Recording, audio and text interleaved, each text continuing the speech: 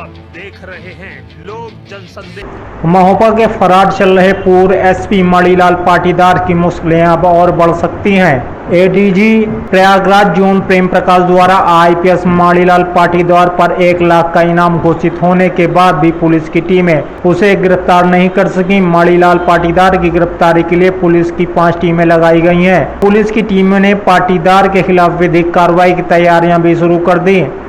Police की 2 टीमें प्रयागराज से और 2 टीमें महोबा से पाटीदार के गृह जनपद राजस्थान के डूंगरपुर और गुजरात के अहमदाबाद भी गई थी। 7 जून को प्रयागराज से गई टीम डूंगरपुर जिले के सागवाड़ा थाना क्षेत्र के सरोदा कस्बे में गई थी। यहां पर मणिलाल पाटीदार का पैतृक घर है। यहां पर पुलिस की टीम ने पाटीदार के पिता राम जी, माता हुक्की देवी, पत्नी रमीला, बेटा प्रिंस और आरोह के साथ ही साथ भाई हरीश पाटीदार से पूछताछ की। पुलिस ने पाटीदार की चल अचल संपत्ति की भी जांच पड़ताल की। सरोदा में पैतृक आवास के साथ ही हाल ही में इस कस्बे में 2 विस्वा जमीन जून 2020 में खरीदी गई थी, जो कि मणिलाल पाटीदार के पिता के नाम पर लिखाई गई है। इसके साथ ही गुजरात के अहमदाबाद में भी एक फ्लैट का पता चला है, जो मणिलाल पाटीदार के नाम पर है। मणिलाल पाटीदार के सरेंडर न करने पर पुलिस इन संपत्तियों को कुर्क करने की तैयारी कर रही है। एसपी क्राइम और मामले के विवेचक आशुतोष मिश्रा के मुताबिक उन्होंने परिजनों के बयान भी दर्ज किए हैं। उन्होंने बताया कि व्हाट्सएप कॉलिंग के जरिए 27 मार्च 2021 को परिवार के सदस्यों से आखिरी बार मणिलाल पाटीदार की बात हुई थी। मणिलाल पाटीदार ने परिवार के सदस्यों को बताया कि वह जहां पर भी है सकुशल है। परिवार ने भी कहा कि वे चाहते हैं कि मणिलाल पाटीदार न्यायालय या उच्च अधिकारियों के समक्ष हाजिर होकर अपना पक्ष रखे। विवेचक एसपी क्राइम आशुतोष मिश्रा ने अपील की कि आईपीएस और पूर्व एसपी महोबा को कानून से भागना नहीं चाहिए। सर, ये बताएं कि महोबा के निलंबित आईपीएस हैं मणिलाल पाटीदार, जिन पर 1 लाख का इनाम भी घोषित है और उनकी तलाश की जा रही है, और कितनी टीमें गठित की गई हैं, और ये टीम उनके घर भी हो आई है, अहमदाबाद भी गई थी, तो क्या क्या इनकी प्रॉपर्टी चिन्हित की जा रही है और आगे क्या तैयारी है कुर्की की, और क्या पूरी कार्रवाई इसमें की जा रही है, और क्यों अभी तक गिरफ्तारी नहीं हो पा रही है? दरअसल इसमें NBW और 82 की कार्रवाई हो चुकी है। 83 के लिए भी कई बार प्रार्थना पत्र दिया गया है, और विवेचना क्रम में चूँकि इनके परिवार के लोगों से मुलाकात करके उसकी जानकारी लेना कि कहाँ पर हैं, और वो शीघ्र न्यायालय के समक्ष प्रस्तुत होकर के अपनी बातें कहें, इसके लिए जो है वहाँ पे मैं भी गया था अपनी 2 टीमों के साथ, और महोबा से भी 2 टीमें बनाई गई हैं जो निर्देशित जगहों पे जानकारी और सब काम में लगे हुए हैं। राज्य स्तर से भी उसमें लोग कर रहे हैं प्रयास। तो इस प्रकार से कई टीमें लग रही हैं और काम भी कर रही हैं। गिरफ्तारी भी शीघ्र होगी, और उनको स्वयं चाहिए कि अपने आप न्यायालय के समक्ष प्रस्तुत होकर के या किसी भी वरिष्ठ अधिकारी के समक्ष प्रस्तुत होकर के अपना पक्ष रखें। क्योंकि भारतीय न्याय व्यवस्था में जब तक पक्ष रख करके आदमी अपनी बातें कहेगा नहीं, तब तक न्याय की उम्मीद कोई नहीं कर सकता। और जब तक 83 वगैरह ये सब तो हम प्रोसेस करेंगे ही, और उसके लिए हम चूँकि अभी कोर्ट खाली थी, मैं कल भी गया था, और उनके प्रॉपर्टीज़ की जो उनके द्वारा लिखाई गई है या उनके परिवार के लोगों के द्वारा लिखाई गई है, राजस्व को दिया गया है। 1-2 प्लाट के बारे में जानकारी पता चली है, फ्लैट वगैरह के बारे में, और कुछ पैतृक जो उनके मकान वकान हैं ये सब, और क्या खाते वगैरह, सारी चीज़ों की जानकारी की जा रही है।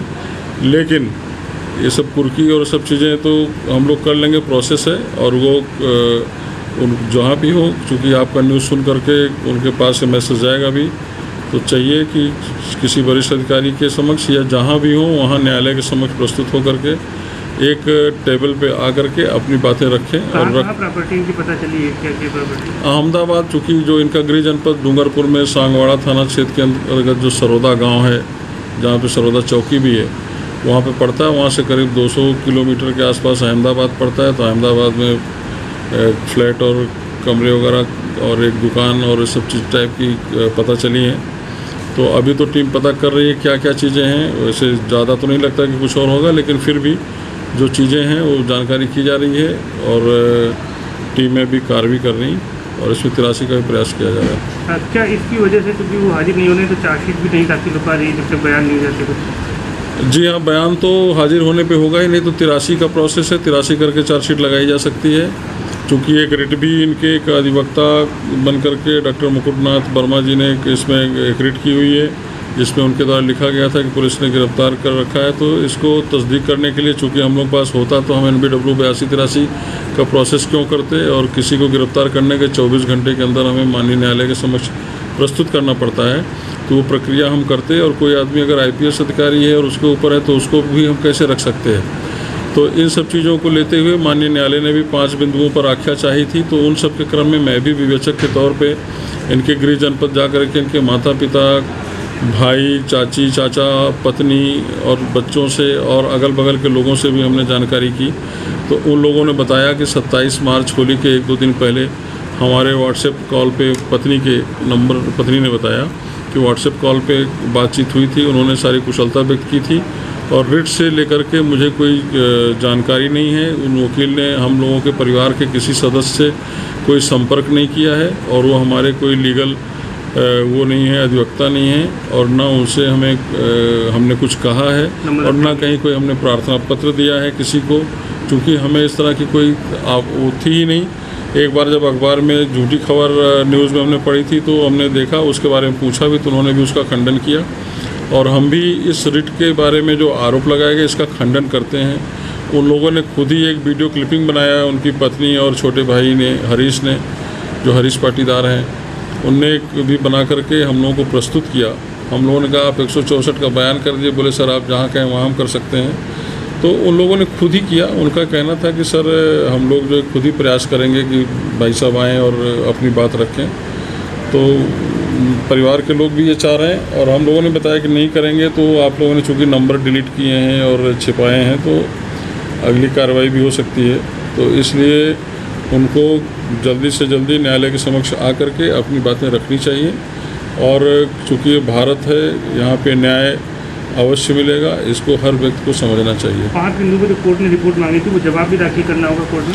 नहीं, वो जवाब दाखिल कर दिया गया। माननीय न्यायालय के समक्ष जो है एफिडेविट बना करके रखा भी गया था, और 14 तारीख की डेट लगी थी। माननीय न्यायालय ने उसको सुना है। जो डॉक्टर मुकुटनाथ वर्मा जो अधिवक्ता हैं, उनसे भी उस पर जो है उस एफिडेविट को लेकर के और उसके बारे में अपना प्रश्नपत्र दाखिल करने के लिए कहा है। 24 तारीख की अगली डेट लगी हुई है उसमें।